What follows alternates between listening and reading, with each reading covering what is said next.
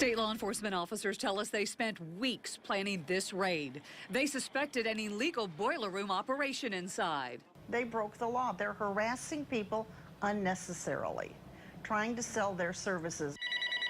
Joan Popick and others who registered their numbers on the do not call list reported calls investigators say came out of a phone bank at Morgan Air in Lutz.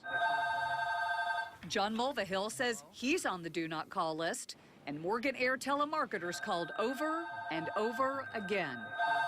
It was the same sales pitch on all three calls.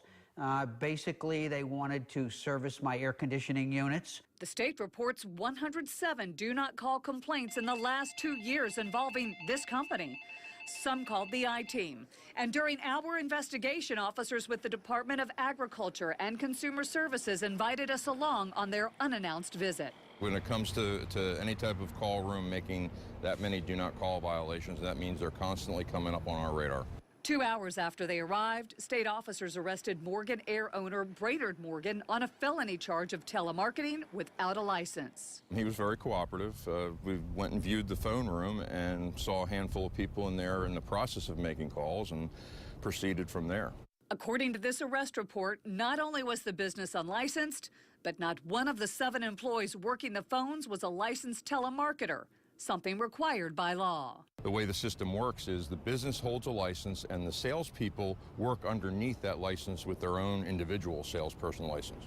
Brainerd Morgan faces a total of 8 felonies involving unlicensed telemarketing, and the state levied a $19,000 fine for calling people on the do not call list.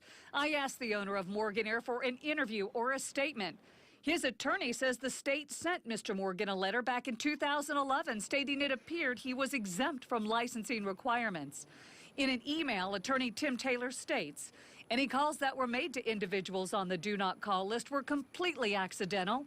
Mr. Morgan regrets any problems this may have caused any of those who received calls who should have been removed from the calling list. Meanwhile, George Colsar and others who filed complaints say they are relieved the state is taking action. I think the word needs to go out to other folks in that particular business that there is a consequence for, first of all, harassing people, and secondly, not following the law. There are more than 500,000 people on the state's do not call list, and thousands of complaints pour in every month.